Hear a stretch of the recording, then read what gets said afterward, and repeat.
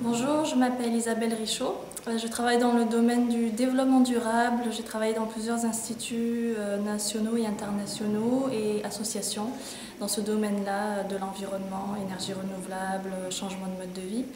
Et je suis l'auteur de L'humanité face au miroir, réflexion sur une société durable.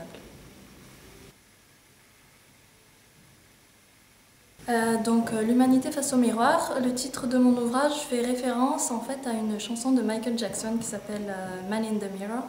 Et donc le message de cette chanson reflète très bien le message principal que je souhaite faire passer dans mon livre, c'est-à-dire que pour qu'on ait vraiment un changement dans ce monde, la solution doit venir de chacun d'entre nous.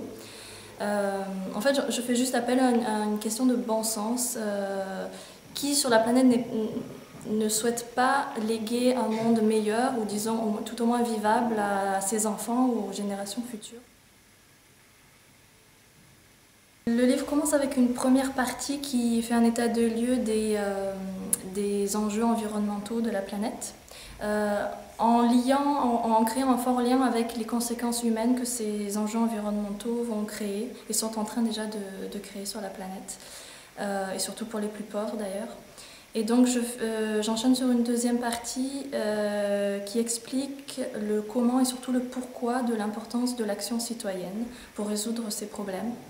Dans notre manière d'acheter, de manger, de consommer, de se déplacer, d'habiter, il y a tout un tas de choses qu'on peut faire pour résoudre nos problèmes. Si je dois mettre en relief un, c'est par exemple éviter de manger trop de viande. Ça, c'est un sujet qui devient de plus en plus connu et abordé. Voilà. Et la troisième partie, parce qu'il est important d'agir au niveau individuel, mais évidemment on fait partie d'un système et donc il est important que les structures même de la société changent. Là j'aborde des aspects plus collectifs, des changements qui sont nécessaires. Donc là je pense qu'il y a vraiment besoin d'une refonte fondamentale de notre système économique, des structures de la société et même de notre mode de pensée et au niveau spirituel. Il y a besoin d'une refonte complète de notre vision du bonheur.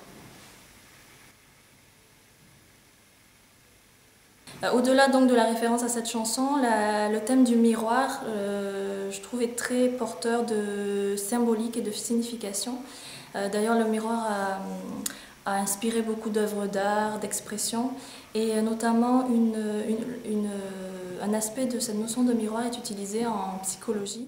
Quand un enfant vers 3 ans commence à reconnaître son reflet dans le miroir, c'est à partir de ce moment-là qu'il va pouvoir ressentir de la compassion, c'est-à-dire à partir de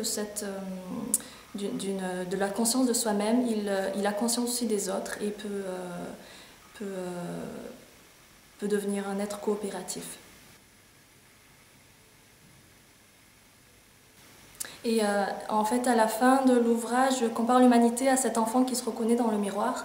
Grâce aux technologies de l'information, de la communication, et à cause de cette crise globale, donc qu'il soit écologique, économique, sociale, cette crise qu'on est en train de vivre, qui est une vraie crise systémique à mon sens, l'humanité est en train de prendre conscience, de se regarder dans le miroir et de prendre conscience d'elle-même. Et je pense que c'est la porte à une nouvelle étape dans le développement humain. Voilà, un peu comme la porte, comme le miroir d'Alice au pays des merveilles.